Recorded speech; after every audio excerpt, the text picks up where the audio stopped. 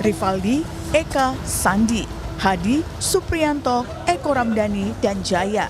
7 terpidana kasus pembunuhan Vina dan Eki ini diperiksa Bareskrim Mabes Polri di 2 rutan berbeda di Bandung, Jawa Barat. Pemeriksaan dilakukan untuk menindaklanjuti laporan dugaan keterangan palsu yang dilakukan Aep dan Dede yang merupakan saksi dalam kasus itu. Laporan kami ya terkait laporan kami terhadap saudara Aep dan Dede ya, itu yang kami tahu. Ya, itu soal keterangan, memberikan keterangan palsu di bawah sumpah ya, keterangan tidak benar. Ini kan satu demi satu sudah kami sedang susun ya. Kami perkirakan paling lambat lah ya, paling lambat kalau misalnya minggu ini kami bisa kerja, kalau enggak paling lambat mungkin minggu depan kami sudah akan masuk ke PK.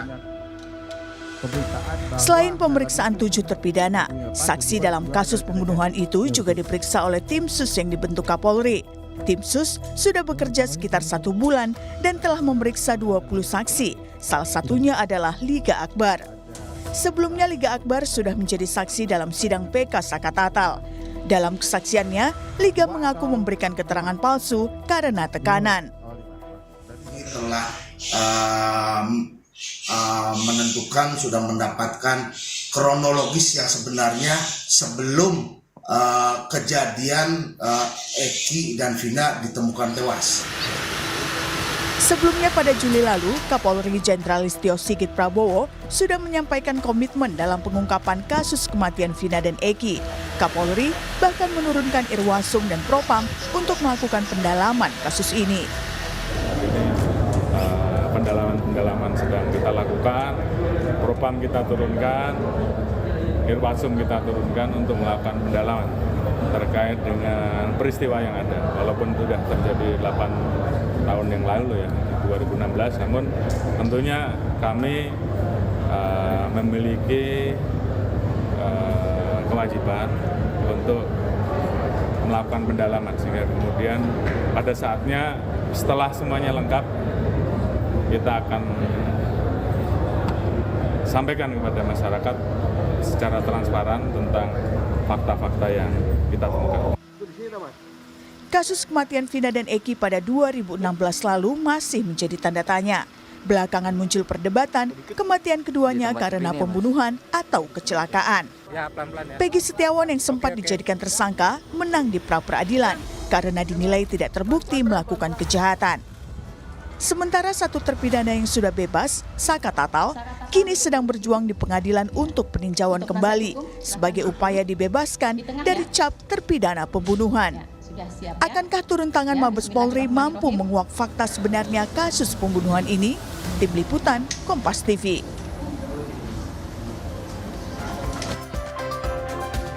Saudara, kemarin Bareskrim Polri memeriksa 7 terpidana kasus kematian Vina dan Eki. Pemeriksaan dilakukan atas dugaan keterangan palsu saksi Aep dan juga Dede. Tidak hanya itu, saudara, tim sus alias tim khusus bentukan Kapolri juga diklaim tengah mengumpulkan keterangan dari para saksi kasus kematian Vina dan Eki yang terjadi pada tahun 2016 yang lalu. Akankah turun tangannya Bareskrim ini mampu menguak fakta sebenarnya dari kematian Vina dan juga Eki? Kita akan membahasnya di pagi hari ini bersama dengan sejumlah narasumber yang sudah hadir ke studio. Di antaranya pagi ini ada kuasa hukum dari Ibtu Rudiana, sudah ada Bung Mardiman Sani. Selamat pagi, assalamualaikum. Selamat pagi, waalaikumsalam. Ya, kemudian juga melalui sambungan Zoom ada kuasa hukum dari 7 terpidana kasus Vina, ada Bang Jutek Bongso. Selamat pagi, Bang Jutek. Selamat pagi, Mbak Distian. Ya, kemudian juga ada Kabareskrim Polri 2008 hingga 2009 sudah ada Pak Susno Duaji. Selamat pagi, assalamualaikum Pak Susno. Selamat pagi, assalamualaikum Mbak Desti, para pemirsa sekalian. Iya, kita langsung ke Bang Jutek. Bang Jutek, ini kan kalau kita lihat ya, Bareskrim Polri akhirnya turun tangan untuk mengusut secara tuntas nantinya dari apa sebenarnya peristiwa yang menyebabkan kematian Vina dan juga Eki. Salah satunya adalah ini memeriksa ada 7 terpidana. Jadi semuanya ini 7 terpidana sudah diperiksa atau bertahap? Baik Mbak Distia, betul. Kami beberapa waktu lalu, kurang lebih 3 minggu atau 4 minggu lalu kan kami membuat laporan polisi di Bareskrim terhadap 3 hal, Pak Pasren, Pak Kavi, kemudian Dede dan Aep, dan juga Pak Rudiana. Terkait peristiwa itu, sudah naik kepada penyelidikan, yaitu kasusnya Dede dan Aib. Betul. Dan juga yang Pak Rudiana juga sudah gelar awal dan sudah mulai pemanggilan saksi.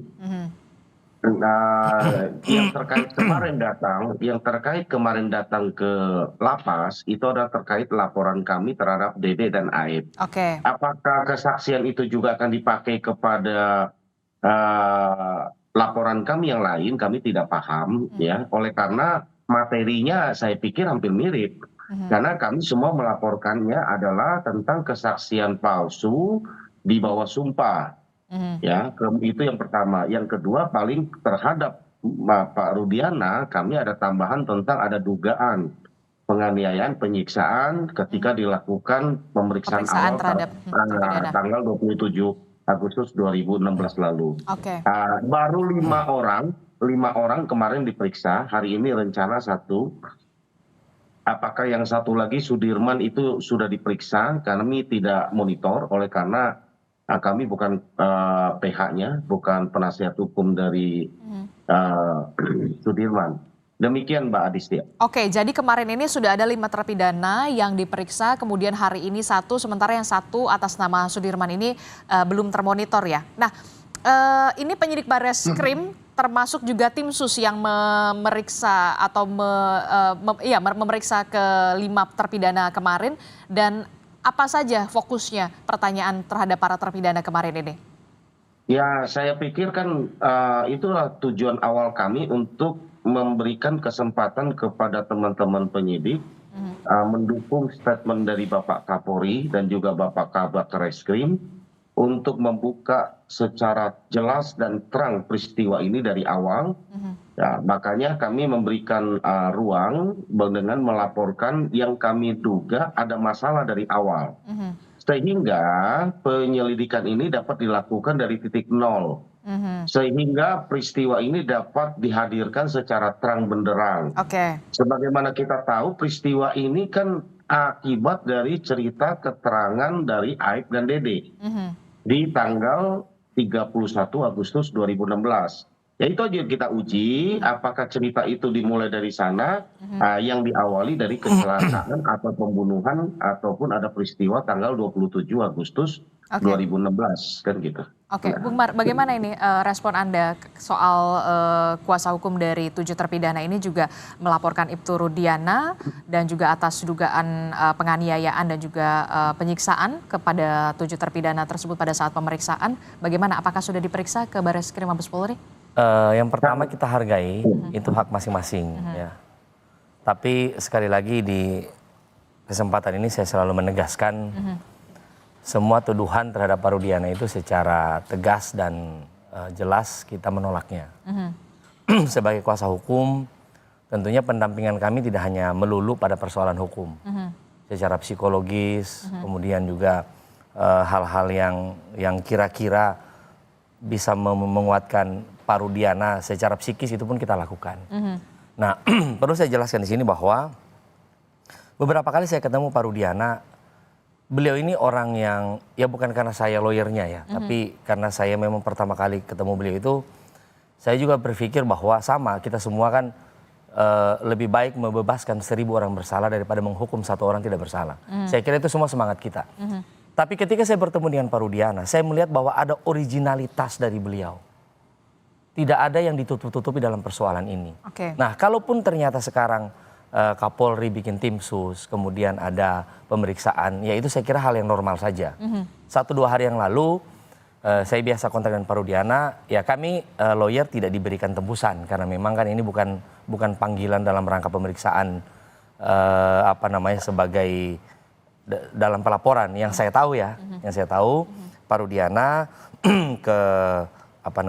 ke Barreskrim atau ke Mabes itu dalam rangka silaturahmi atau mungkin ada pemeriksaan internal. Pemeriksaan internal, ya, berarti tidak didampingi oleh kuasa hukumnya? Tidak didampingi oleh kuasa hukum. Bahkan di samping saya mengetahui langsung dari Pak Rudiana bahwa dia ke Mabes, saya juga tahunya justru dari media. Oh, bukan dari klien Anda sendiri? Tidak, dari klien saya iya, tapi itu secara lisan. Oke, by phone? By phone, dia bilang, Bang izin saya sekarang lagi di Bareskrim bersama dengan teman-teman penyidik di tahun 2016. Oke. Mereka dipanggil semua untuk Pemeriksaan. Ya, saya tidak bilang itu pemeriksaan ya, cuma dia bilang kami lagi di Bareskrim, mohon doanya. Yang jelas saya akan menceritakan seterang-terangnya tanpa ada saya tutupi sedikit pun terhadap persoalan ini. Itu kata beliau. Oke, jadi memang Ibtu Rudiana diperiksa begitu ya, pemeriksaan internal termasuk juga penyidik pada saat kasus itu berlangsung ya? Ya, yang saya dapat informasinya begitu. Oke, dan itu memang dari Ibtu Rudiana ya? Ya, yang saya dapat informasinya begitu, cuman materi pemeriksaannya apa, apakah diperiksa atau hanya diajak ngobrol atau gimana, saya tidak sampai ke sana. Yang jelas sudah 3 malam berturut-turut beliau itu ada di Bareskrim. 3 malam? Ya, 3 malam. Dari tanggal? Dari hari, ini hari apa ya, Selasa, dari hari Minggu, Sabtu malam Minggu ya, kalau saya nggak salah. Ya, sekitar itulah. Akhir pekan kemarin berarti ya? Ya. Akhir pekan kemarin, Ya. terakhir by phone? Ya, jadi beliau bilang ke saya, Mas Mardiman mohon izin saya masuk Jakarta, kira-kira dia bilang begitu. Saya ada pemanggilan atau saya ada, nah dan itu relevan dengan berita yang ada di media bahwa polisi Kapolri membentuk tim sus. Nah materinya saya nggak tahu. Oke, tapi masih keyakinannya sama kalau memang anak dari Ibtu Rudiana, klien Anda, memang meninggal akibat dugaan pembunuhan. 1000% kalau keyakinan. Ini pembunuhan, ini kriminal. Dan itu disampaikan juga pada saat kemarin pemeriksaan di Mabes Polri. Saya tidak tahu materinya. Jadi saya tidak tahu materinya, Pak Rudiana ditanya apa, Pak Rudiana diperiksa soal apa, saya tidak tahu materinya. Yang jelas sebagai polisi ya tentunya dipanggil oleh atasan ya wajib datang gitu ya. Saya kira itu aja sih substansinya. Tapi sekarang memang sudah masuk ke ranahnya Bareskrim, termasuk juga tim sus juga sudah dibentuk oleh Kapolri. Respon Anda? Bagus sekali supaya kita membuat persoalan ini terang benderang. Ya kan, jadi saya bilang sama Pak Rudiana, Kang Rudi jangan takut sedikit pun. Ya, karena kalau bersih kenapa takut? Kalau takut ya berarti tidak bersih. Nah, sehingga saya bilang sama beliau ya, Anda yang melakukan ini, kemudian Anda yang menjalani ini di tahun 2016, pertanggungjawabkanlah apa yang Anda lakukan. Selama itu sesuai dengan aturan yang berlaku, kenapa harus takut? Oke, saya ke Pak Susno. Pak Susno, ini sudah ditangani oleh Bareskrim Mabes Polri dan juga termasuk Kapolri ini sudah membentuk tim sus. Apakah ini memang bisa dikatakan sudah memang betul itikat baik dari Kapolri dan juga Polri untuk benar-benar mengusut kasus ini secara tuntas dan juga terang benderang? Apakah nanti akan mudah? Pertama, kita memberikan respon penghargaan yang setinggi-tingginya kepada Bapak Kapolri, kepada institusi Polri yang telah membentuk tim sus yang akan memeriksa atau mengeksaminasi daripada peristiwa penyidikan tahun 2016 sampai dengan sekarang. Itu kita acungi jempol. Itu yang diharapkan oleh seluruh rakyat Indonesia dan itulah yang akan membuat terang perkara ini dan itulah yang akan mengangkat derajat dan martabat Polri dan kepercayaan rakyat pada Polri. Jadi saya yakin tidak ada yang ditutupi, semua terbuka. Kalau bersalah di internal dikatakan bersalah, kalau benar ya katakan benar dengan segala buktinya. Ini bagus sekali. Yang kedua, kita respon positif dan bagus sekali bahwa laporan daripada pengacara teman-temannya Pak Jutek itu direspon, itu bagus sekali sehingga apa dugaan selama ini kepada institusi Polri dan kepada Pak Rudiana, kepada yang lain-lain akan terungkap. Karena ini bagus sekali. Saya tadi sangat senang dengan pengacara Pak Mardiman mengatakan di selaku pengacara Rudiana bagus ini supaya terang. Kalau tidak bersalah kenapa takut gitu. Nah nantinya ini sumbernya akan terungkap daripada siapa namanya Aep dan Dede. Ya. Tapi kan Aep ini sampai sekarang posisinya belum diketahui keberadaannya, Pak Susno. Saya kira Mabes Polri sudah tahu dan saya yakin dia sudah diperiksa. Hanya mungkin supaya tidak gaduh itu tidak perlu dipublikasi. Dan percayalah tadi ada statement Pak Kapolri kalau sudah selesai nanti kita akan sampaikan kepada masyarakat. Nah ini luar biasa ini. Dan ini sangat menguntungkan juga untuk Pak Rudiana. Karena Pak Rudiana ya selama ini kan dituduh berbohong, dituduh merekayasa, dituduh segala macam. Nah, benarkah itu? Apakah itu inisiatif dia? Ataukah dia Pak Rudiana menyebut nama tersangka yang kelak kemudian menjadi terpidana? Itu dari mulutnya sendiri, dari inisiatifnya sendiri, atau dari orang lain? Ini akan jelas semua itu. Nah, dengan demikian kita sangat berterima kasih. Dan juga ini akan terungkap juga apakah peristiwa ini yang dikatakan Pak Mardiman tadi 1000% pembunuhan atau 1000% kecelakaan lalu lintas atau apa, ini akan terungkap semua. Apalagi ini Pak Kapolri akan menjanjikan ini terbuka, dan saya yakin tim yang dibentuk ini tim yang betul-betul profesional yang akan bekerja dari titik nol. Nah, ada satu yang terkait dengan keterangan bohong ya. Kemarin saya di Cirebon sempat menanyai, bukan di Cirebon, di Bandung. Waktu acara di Maranatha, saya bertanya kepada siapa Dede, apakah kamu memberikan keterangan seperti A, B, C, D, E, F di pengadilan Cirebon? Dia katakan dia tidak datang ke pengadilan. Kemudian, apakah kamu disumpah dalam keteranganmu itu? Dia katakan tidak disumpah. Berarti Dede tidak perlu takut karena keterangan dia tidak dibawa sumpah dan tidak di depan pengadilan. Demikian, terima kasih.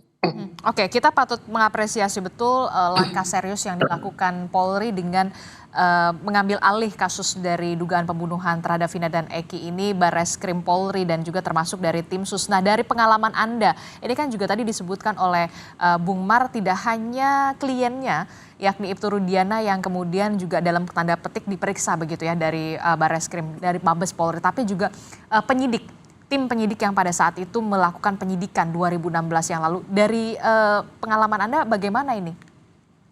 Ya, memang satu dilaporkan tentang masalah kriminal, laporan palsu, penganiayaan. Yaitu dilaporkan oleh pengacara ya, pengacara Pak Jutek CS. Kemudian satu lagi, Polri bukan karena laporan tapi karena inisiatif Polri, dia mengeksaminasi khusus, dia bukan masalah pidananya tapi masalah bagaimana proses itu berjalan. Di 2016 sampai dengan 2024 ini, apakah proses yang dilakukan oleh penyidik itu sudah benar sesuai SOP, apakah ada kekerasan dan lain sebagainya di situ. Ini nanti mengarah kalau seandainya ada kesalahan-kesalahan prosedural, kesalahan-kesalahan lain yang dianggap tidak profesional, ini arahnya kepada kode etik profesi Polri. Tetapi kalau yang dilakukan oleh Barreskrim itu arahnya kepada kriminal, yaitu laporan keterangan palsu, termasuk juga kalau ada penganiayaan itu ada pasal sendiri. Tetapi memang dalam pemeriksaannya tidak bisa dipisahkan satu sama lain. Mungkin saksi yang untuk kasus kode etik ini akan digunakan juga saksi untuk masalah laporan dari Pak Jutek CS. Demikian sebaliknya.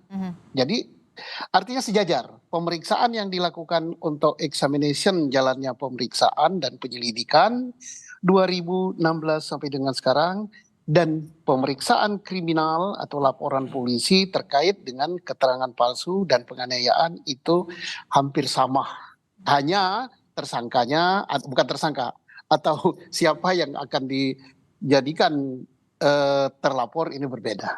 Oke, baik. Ini perlu diapresiasi langkah dari Kapolri dan juga Polri khususnya untuk benar-benar membuat secara terang benderang agar juga tidak gaduh ya Pak Susno ya di publik ya, karena ini sudah terlalu lama sekali memang kasusnya ya, dan baru mencuat lagi. Oke, saya ke Bung Jutek. Bung Jutek, jadi sebenarnya kalau dari kuasa hukum Anda begitu ya, untuk klien Anda begitu 7 terpidana ini, berarti ada 2 laporan ya? Ada 3. Ada 3 laporan, apa saja itu? Pak Pasren dengan Kavi, kemudian Dede dan Aib, dan Pak Rudiana. Yang pertama apa, Pak Jutek? Pak Pasren dan Kavi, Pak RT dan anaknya. Oh, Yang alibi teman-teman saat itu kan mereka menginap di rumahnya Pak RT, lalu dibantah oleh Pak RT dan Kavi. Padahal Kavi itu menemani para terpidana ini sampai pagi. Itu kita uji siapa yang benar, gitu loh. Ya. Nah, kalau mereka ada di rumah Pak RT, artinya mereka nggak mungkin lakukan pembunuhan itu, Mbak Adistia. Kemudian, kenapa Dede dan Aib? Dede dan Aib ini kan sumber masalah informasi yang menurut Pak Rudiana dia dapatkan dari mereka cerita ini, sehingga timbullah proses penyelidikan dan sebagainya. Pak Rudiana sendiri kita persoalkan oleh karena membuat laporan dan melakukan penyelidikan sendiri tidak sesuai dengan apa yang diatur dalam KUHP, dan diduga ada dugaan penganiayaan dan intimidasi, sehingga timbullah keterangan yang kita duga dalam keadaan terpaksa. Dan hal-hal ini yang kita uji dan memberikan kesempatan seluas-luasnya kepada teman-teman penyidik Mabes Polri untuk mengungkap peristiwa ini apa benar apa tidak. Kalau ini semua yang kami laporkan ini terbukti, artinya peristiwa itu tidak mungkin terjadi dan dilakukan oleh klien kami, gitu Mbak Adistia. Oke, pada saat pemeriksaan kemarin terhadap klien Anda 5 terpidana, ini berarti didampingi oleh kuasa hukum Bang Jutek salah satunya, atau memang? Oh iya. Saya dari pagi ada di sana di lapas, makanya ada wawancara saya tadi kan ditampilkan. Saya dari pagi saya dampingi mereka, baru teman-teman karena ini ada 5 yang kemarin diperiksa, para terpidana, tim kami mendampingi masing-masing untuk memastikan untuk kenapa ini perlu, ini perintah dalam KUHP bahwa mereka wajib didampingi supaya untuk menyaksikan teman-teman ini tidak seperti tahun 2016 yang lalu tidak didampingi PH, penasihat hukum, bahwa sekarang ini didampingi untuk memastikan mereka itu menceritakan dengan bebas, tanpa tekanan, tanpa ada intimidasi. Yang mereka ceritakan itu yang mereka alami, mereka dengar, mereka lihat. Nah, itu intinya ketika didampingi oleh PH. Karena PH, penasihat hukum ketika mendampingi pemeriksaan, itu bersifat pasif. Hanya mengamati, melihat, mendengar, tidak berkomentar. Dan ketika ada hal-hal yang tidak dia paham oleh klien kami, baru kami sebagai penasihat hukum akan memberikan, ini loh peristiwanya, kamu yakin? Kan kami ini kan sudah tahu kronologisnya. Ketika dia mungkin karena keterbatasan bahasa hukum, pendengaran hukum dan lainnya, dan tidak paham, tugas kami lah mengingatkan, ini loh maksud pertanyaannya, ini nggak nyambung nih yang kamu tanya, yang kamu jawab dengan apa yang ditanya. Kami hanya mengingatkan, kalau dia tetap pada apa yang dijawab itu hak dia, kan gitu. Kami hanya mengoreksi, mengingatkan ini salah, contohnya misalnya. Jadi keberadaan kami itu pasif di sana, jadi tidak mungkin akan mempengaruhi penyelidikan yang sedang akan dilakukan, karena hanya kami mengamati, mendengar, menyaksikan, melihat bahwa klien kami dengan bebas. Kami apresiasi tanpa adanya tekanan ya. Mabes Polri. Kami apresiasi kepada tim Mabes Polri yang kali ini menurunkan tim yang bekerja sangat profesional. Saya sendiri sudah 2 kali diperiksa di Mabes Polri dan sangat profesional. Kami percaya ya mudah-mudahan kasus ini akan cepat terungkap dengan sebenarnya, dengan jalan cerita yang sebenarnya, sehingga masyarakat tidak dibingungkan apakah ini kecelakaan, apakah ini pembunuhan, apakah mereka pelakunya atau ada orang lain pelakunya. Dengan demikian bisa terbuka. Demikian Mbak Adistia. Ada berapa pertanyaan Pak yang masih Bapak ingat ketika kemarin penyidik Barreskrim dan juga tim sus ini menanyakan kepada klien Anda? Kira-kira seputar saya tidak monitor ya berapa banyak pertanyaan, yang jelas pasti standar lah, mulai dari peristiwa kronologis, dari ya pemeriksaan standar lah, dari data pribadi sampai kepada pertanyaan peristiwa itu. Ya saya nggak tahu berapa pertanyaannya, dan itu kami juga tidak boleh sampaikan hasil pemeriksaan itu. Ya yang jelas kehadiran kami itu sekali lagi hanya memastikan mereka memberikan keterangan tidak seperti tahun 2016 yang tidak didampingi PH, yang konon dalam dugaan ada intimidasi, tekanan, sehingga apalagi kami dengar informasi jawaban dan pertanyaannya ada di papan tulis, dan sehingga diarahkan apa yang harus dijawab. Dan itu kemarin juga diceritakan oleh klien Anda pada saat? Oh iya, diceritakan. Mungkin ada rekaman pemeriksaan tahun 2016. Kalau ditulis jawabannya dari papan tulis, kan tetap aja akan terlihat bahwa itu seolah-olah jawaban dia. Dan inilah yang kami persoalkan. Ya kan, ya tolong kita lihatlah bahwa peristiwa ini harus terungkap dengan sebenar-benarnya, sehingga tidak ada kecurigaan itu. Kan kami juga tidak hadir saat itu, kami juga bukan menjadi penasihat hukumnya saat itu. Tetapi Ya, tugas kami sekarang ini adalah menjadi juru bicara mereka. Kami Oke. mendengar dari mereka, kami sampaikan, kami luruskan. Demikian Mbak Adistia. Oke.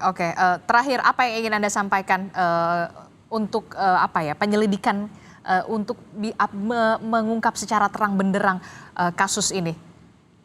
Ya, saya berharap sekali lagi dengan komitmen Bapak Kapolri, Bapak Kabar Reskrim, kami sudah rasakan.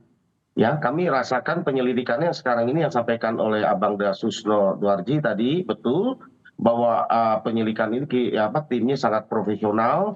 Ya, kami ditangani dengan baik. Kami melihat bahwa saksi-saksi yang kami hadirkan di Barreskrim diperiksa dengan profesional. Bahkan sampai subuh, Mbak, kami periksa gitu kan. Ada klien kami saksi, itu digali keterangan dan ada keseriusan. Saya lihat bahwa Mabes Polri ini dan memang lembaga kepolisian kita ini memang luar biasa dan kita sangat percaya bahwa walaupun terjadi kemarin 2016 itu, kalaupun ada hal-hal yang kita persoalkan sekarang, bukan lembaga kalau menurut saya.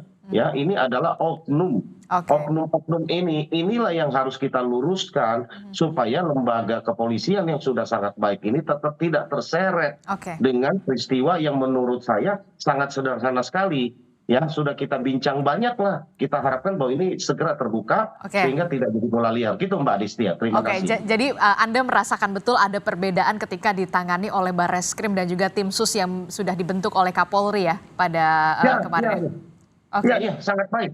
Dan sangat profesional. Saya menyaksikan sendiri ini.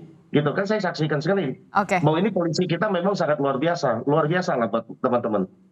Baik, terima kasih Bang Jutek telah bergabung bersama kami. Tapi ini yang kemudian menjadi pertanyaan saya, tidak seperti pemeriksaan 2016 yang lalu, bahkan ada papan tulis, jawabannya sudah ada di sana, termasuk ada dugaan intervensi ataupun intimidasi. Bagaimana respon Anda? Jangan dijawab dulu, Bung Mar. Tetaplah bersama kami di Sapa Indonesia Pagi.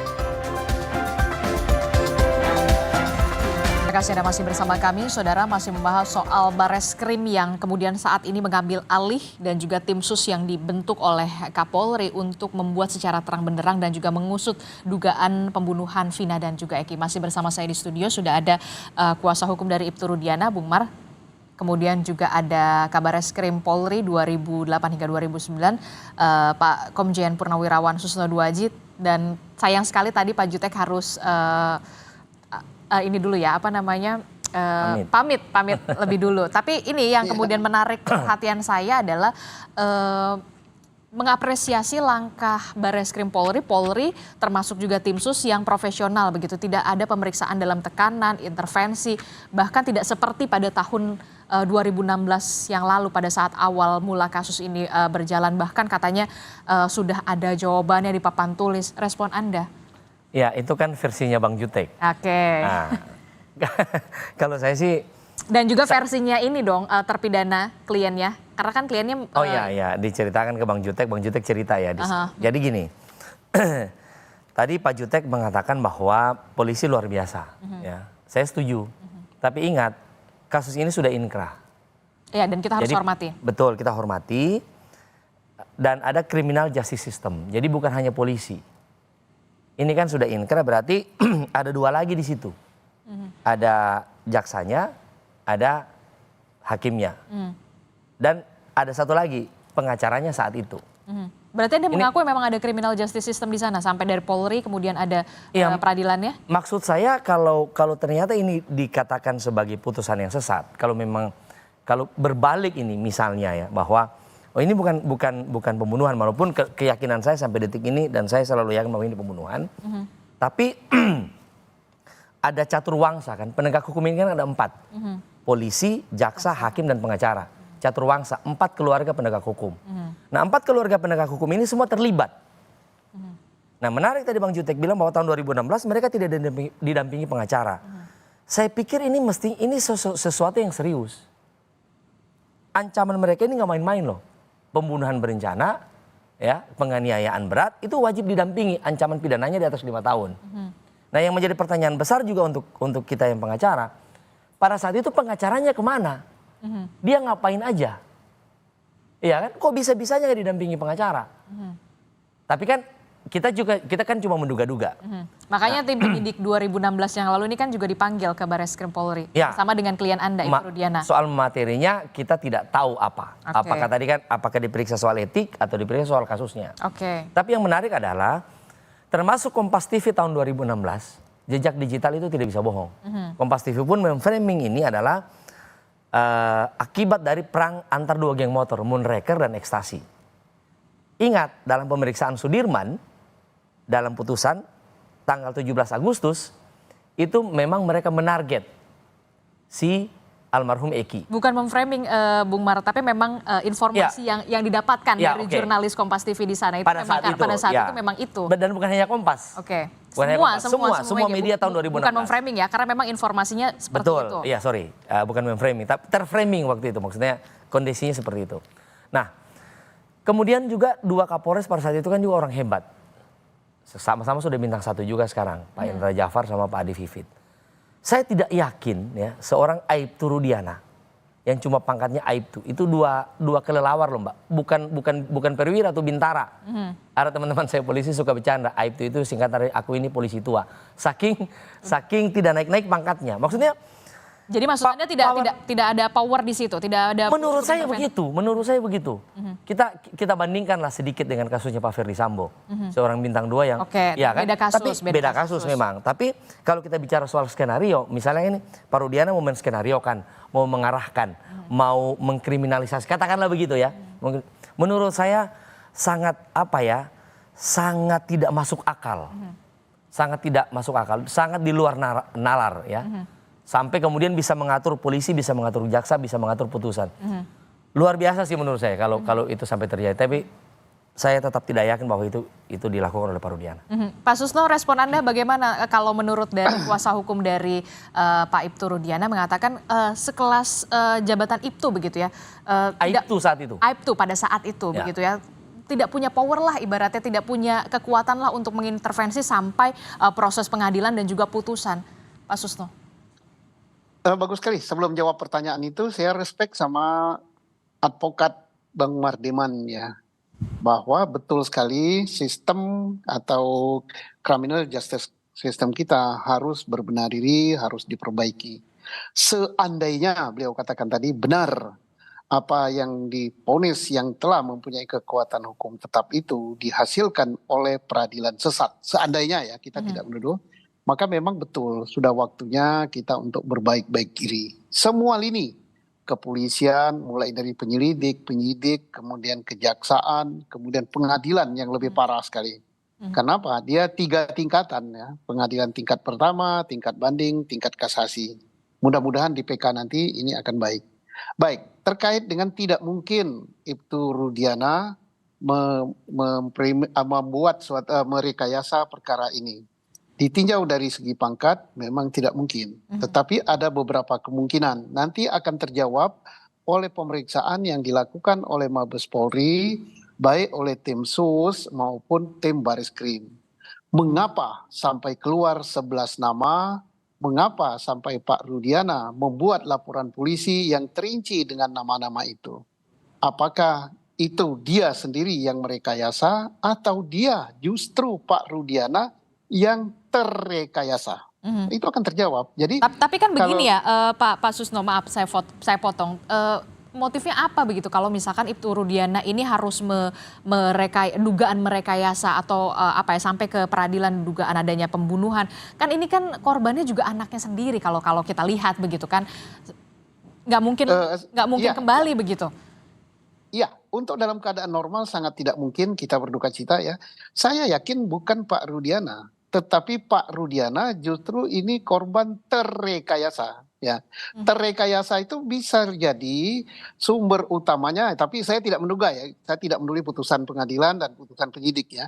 Siapa tahu Aep atau Dede ada dendam kepada orang lain, untuk membalas dendam dia jadikan orang itu tersangka. Ini jangan dianggap benar, ini praduga saja.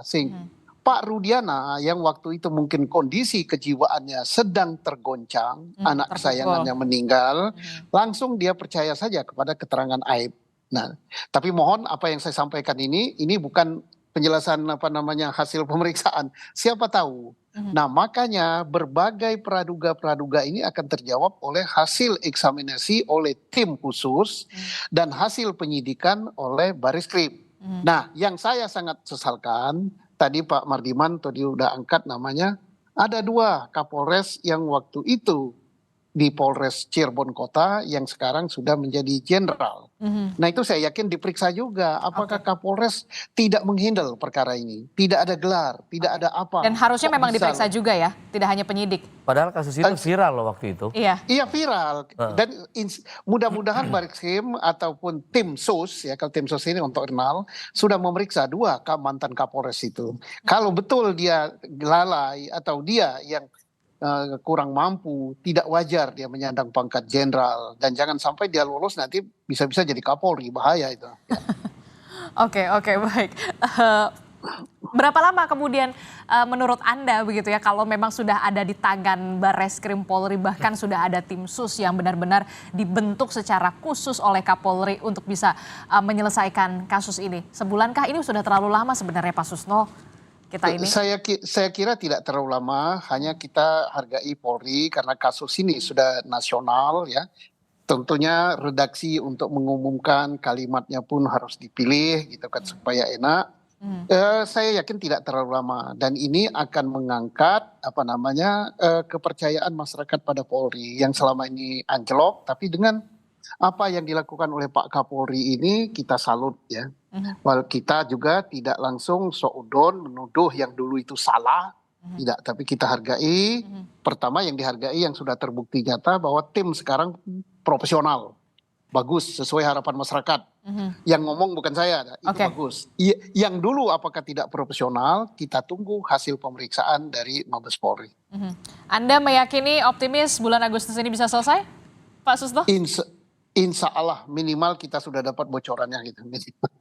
Oke, berarti ya kita mudah-mudahan sampai dari awal sampai akhir ini kita kawal terus begitu ya kan, sampai bulan Agustus ini mungkin nanti Kapolri juga nanti akan mengumumkan secara langsung, kan kita nggak pernah tahu. Semoga. Gitu.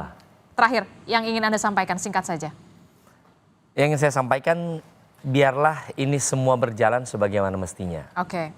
Yang sudah lurus tetap saja lurus, dan yang belum lurus kita luruskan bersama.